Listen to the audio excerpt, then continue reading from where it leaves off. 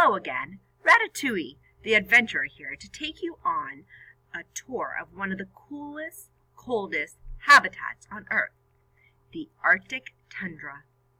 In the tundra, there aren't very many plants. In fact, there are no trees at all. And a rat like me has to wear long johns and mittens. The wind here is incredibly strong, which makes the air feel even colder. The ground is frozen and nearly everything is covered in ice. In the winter, daylight lasts only a few hours, and at times the sun does not come out at all. Some ice will still be here in the summer, but in the summer, the top layer of ice melts so that the ground gets wet and muddy. The temperatures here are so low that most people and animals would freeze. All of these things make the Arctic tundra one of the least friendly habitats on Earth for plants and animals. Some plants and animals can only live in the Arctic tundra in the summer months when the temperature is warmer, but some are able to live there all year long. Arctic plants grow very close together and do not grow very tall, which keeps them from being blown away by the Arctic winds. The kinds of plants that can live in the Arctic tundra are mosses and different types of grasses. For once, I'm one of the tallest things around.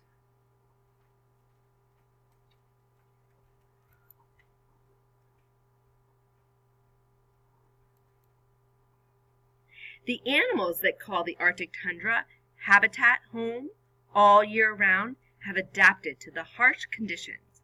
When an animal has adapted to a habitat, that means it has changed over the years and now has special things that help it live in that habitat. For example, many animals in the Arctic have adapted by growing heavy fur coats that help them stay warm in the cold temperatures. This creature is called a muskox. The muskox long, shaggy coat has an extra layer of hair underneath that keeps him warm when the temperature is cold enough to turn a rat into a popsicle, and it sheds its extra coat of hair in the warmer summer months. Musk oxen travel in herds so they can huddle together for added warmth. Their hooves are very wide to keep them from slipping on the snow and ice. In the winter, musk oxen use their sharp hooves to dig under the snow to find plants to eat. Here comes an animal I want to stay hidden from. This is a wolverine. The wolverine uses its fur coat to keep nice and warm. Like the muskox, the wolverine has large paws to help him move across the snow, and that comes in handy when he's trying to catch food. These animals are called caribou and are part of the deer family. They are sometimes called reindeer. These caribou are traveling in a herd, which helps to protect them against attacks by other animals. Caribou hair traps air, which helps to keep these animals warm. Their hooves change depending on the time of year, so they can walk and run in mushy, wet terrain or in hard, icy terrain. Male caribou also have antlers to help them dig for grass in the snow. This Arctic fox also has a coat that changes during the winter from a brown summer coat into this very thick white fur to help the fox blend into its surroundings. The fur also covers its feet so it can walk on snow and ice. Thanks to the fox's fur, it can hide and sneak up on birds, hares, and rodents like me.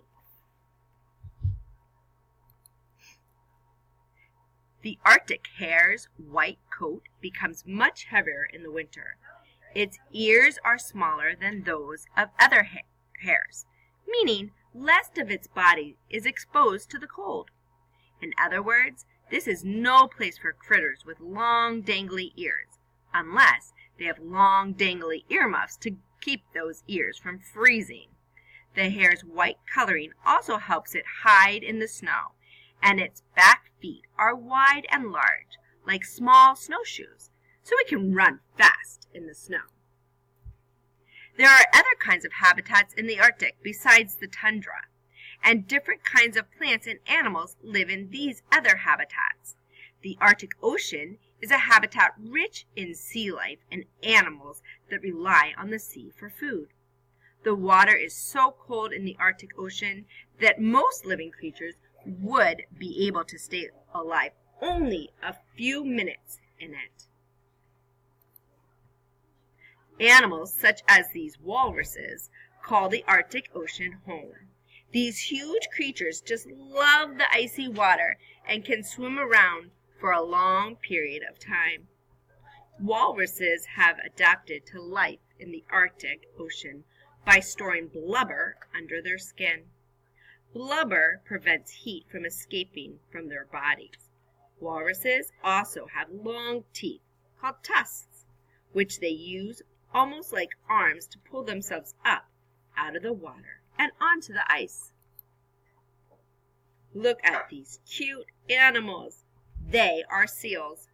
Seals have blubber under their skin, just like walruses. Some types of seals are born covered with a layer of white fur to keep them warm until they develop blubber.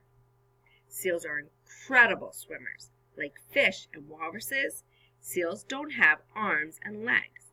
Instead, seals have flippers, and they swim by wiggling their bodies from side to side using their flippers. To steer, they swim very fast, so they catch plenty of tasty fish. Thankfully, they don't eat rats. Here comes a polar bear. Look out! Let's hide behind this rock, and I'll tell you all about this amazing creature. The polar bear is perhaps the best known of all the animals living around the Arctic Ocean. These astonishing animals have adapted incredibly well to the harsh Arctic habitat. Polar bears are the largest bears in the world. Male polar bears weigh up to 1,700 pounds. That's probably heavier than everyone in your class put together, including your teacher.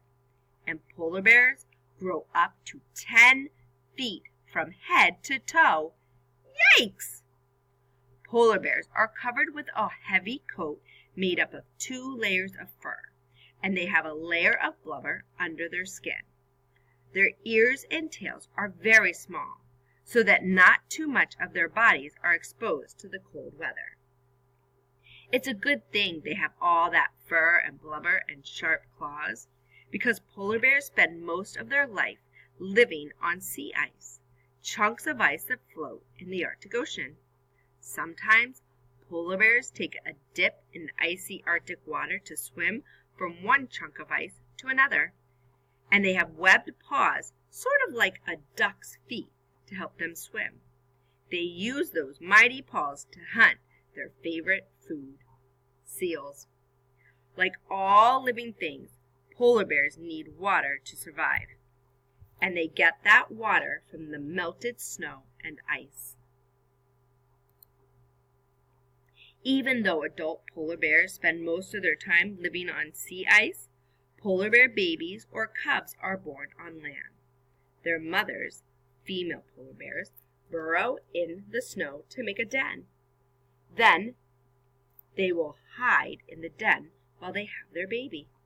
They stay in the den with their young all winter, and in the spring they finally come out. The cubs stay with their mother for almost 2 years to learn hunting and survival skills before leaving home. Now, speaking of home, I really must go. It's absolutely frigid here, and my whisker warmers just aren't doing the job. We've learned a lot about the Arctic habitat and the animals that have managed to adapt and survive here. I think our next stop should be somewhere warmer. Don't you? Remember that even habitats as extremely cold as the Arctic tundra and Arctic Ocean can be full of life. Now, it's not easy for me to stay hidden in all this snow, and I can barely move with all these clothes on, so I'm getting out of here before I'm spotted by the Arctic fox. See you next time!